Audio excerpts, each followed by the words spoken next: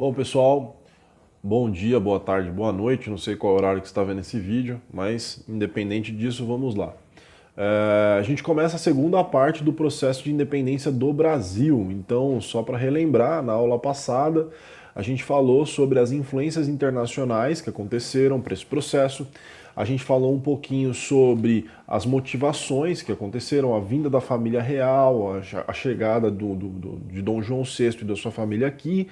E a gente falou, para finalizar nesse processo, a gente falou também da Revolução Liberal de Pernambuco de 1817 e da Revolução Liberal do Porto de 1820, que fez com que definitivamente a família real retornasse a Portugal, mas deixando aqui o seu primogênito, que era o Dom Pedro I.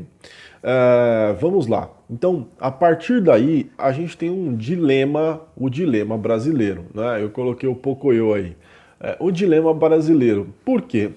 Quando Dom Pedro fica no Brasil, e aí a gente começa a ter um problema muito sério, que era o que a gente chama de dilema brasileiro, que era justamente porque aqui no Brasil existia uma elite local que queria se afastar de Portugal para não voltar a ser uma colônia.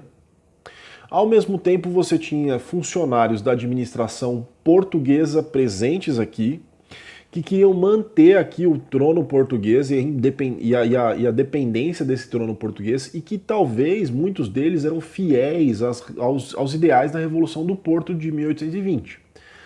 Outro problema é que, apesar do Dom João VI ter criado aqui o Banco do Brasil, quando ele foi embora, ele simplesmente limpou tudo que tinha no cofre e levou embora para a Europa, deixando os cofres aqui do Brasil limpos, sem nada, sem nenhum centavo para um governo se manter. Um outro problema, que era muito sério também, é que a galera do Porto queria que Dom Pedro retornasse para Portugal e que o Brasil de fato voltasse a uma situação de uma colônia, né? E aí, pessoal, esse caldo de informações, de coisas, de problemas, ele vai estourar a partir de 1822. E se naquela época existisse o Twitter, né, o @Dom Pedro, em janeiro de 1822, teria publicado assim: diga ao povo que fico. Né? Ele não disse isso muito bem, eu não quero entrar nesses meandros, mas o que eu quero que vocês entendam é que em janeiro de 1822 o Dom Pedro já dá uma indicação lá pro pessoal, manda um recado pro pessoal de que ele não retornaria para Portugal. Quando chega em maio de 1822, ele publica no Twitter, é óbvio, né? Se houvesse o Twitter naquela época, ele publicaria assim: cumpra-se. O que é o cumpra-se? O fico foi uma negativa dele retornar para Portugal.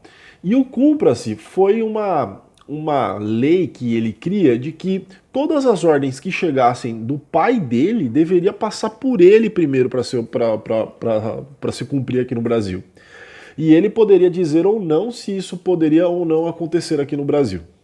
Por último, se ele tivesse um Twitter, ele teria tweetado independência ou morte em setembro de 1822.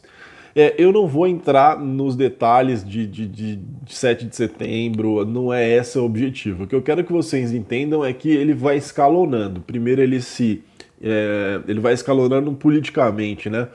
Então, primeiro ele se nega a retornar, depois ele fala que a autoridade do pai dele valia até o Oceano Atlântico, e depois ele fala independência ou morte. Todo o processo vai ser um processo bem complexo. A gente vai ver depois, mais pra frente, que houveram várias tretas e tal. Mas o que eu quero que vocês comecem a pensar aqui é o seguinte: existia duas opções. Ou se fazia uma guerra generalizada que daria custos para Portugal quanto para o Brasil, ou se buscaria um acordo. Muita gente pega e entra num demérito de te falar: o Brasil fez um acordo com Portugal, por isso é menor, enfim, a história, os Estados Unidos tiveram que fazer uma guerra. Bom, eu acho que é muito mais civilizado você sentar e acordar as coisas do que você simplesmente sair para uma guerra campal de destruição que você não sabe o fim, né? Mas tudo bem. Eu queria falar também dos verdadeiros articuladores desse processo. Eu queria citar dois nomes. O primeiro é dessa senhora aqui, ó. Isso aí. Que é a Imperatriz Leopoldina. Ela era uma austríaca, né? Ela é uma letrada, ela gostava de botânica, ela foi criada para ser uma princesa. E aí, quando ela tinha uma certa idade, alguém virou para ela e falou assim: olha, você vai ter que ir no Brasil para sossegar um príncipe lá. Ela não leva muita fé, mas aí quando esse cara chega com 30 carros cheios de presentes e tal, ela vai para o Rio de Janeiro, ela percebe que o mundo era um pouco maior do que a Áustria, e aí ela começa a olhar e ela começa a se convencer da sua importância e ela começa a colocar o Estado acima das suas próprias questões pessoais. Por quê? Porque ela foi para o Brasil para se tornar esposa de Dom Pedro.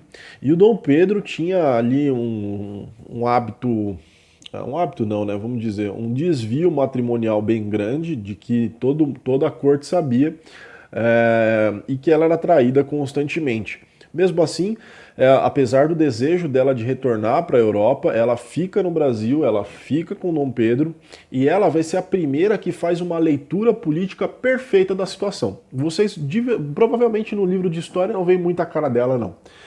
Mas ela faz a primeira leitura perfeita e ela entende o seguinte, que se Dom Pedro não se envolvesse politicamente em todo o processo, haveria uma separação brutal, e os republicanos tomariam poder no Brasil, o que faria com que a família real perdesse ainda mais. Então, ela, em certos momentos, ela toma a frente e ela faz a negociação com Dom João, ela que organiza isso. Sozinha? Não. Ela tem a ajuda de um amigo de Dom Pedro, que era um cara muito bem quisto na corte, depois ele vai ser preso pelo Dom Pedro, mas isso é para outra aula, enfim, que é o José Bonifácio. Ele era um ilustrado, ou seja, ele era adepto às ideias iluministas, ele era um filósofo, ele era um geógrafo, ele era um metalurgista, né? Tem até uma pedra com o nome dele, né? José Bonifácio de Andrada, né? E cidades com o nome dele e tal. E ele vai organizar, nesse momento, uma defesa, contratando ali soldados mercenários, pedindo empréstimos. Ele vai articular todo esse processo, certo? Bom, então vimos o processo de independência, a grosso modo, né? Vimos ali os articuladores desse processo de independência. Agora, foi tudo pacífico? Não! Houveram várias tretas, muitas tretas. Estou vendo aí a última treta, né, cara? A última treta que eu não entendi ainda. Mas a gente teve treta em vários lugares do Brasil, em muitos lugares. A gente teve treta na Bahia, a gente teve treta no Pará, a gente teve treta no Maranhão, a gente teve treta na Cisplatina, que se transformou no Uruguai, e a gente teve treta em Pernambuco. Ou seja, essa ideia de que a independência do Brasil foi pacífica e etc., não foi bem assim, né? Houveram muitos conflitos, houveram mortes, gastos e etc., tá? Bom, pessoal, o que você viu até agora? Você viu os motivos que levaram a família real para o Brasil, a administração joanina, revoluções liberais e o processo de independência do Brasil. Se você quiser se aprofundar um pouquinho mais, eu faço um convite para você. Baixa o aplicativo do Google Sala de Aula no seu celular, coloca o código WJCIXHO e você vai entrar na nossa turma. A nossa turma ela tem atividades, a gente tem aulas ao vivo, a gente tem grupo do WhatsApp e se você quiser tirar dúvida, fala comigo, tá aí o meu número na tela, vai estar na descrição, é só me procurar.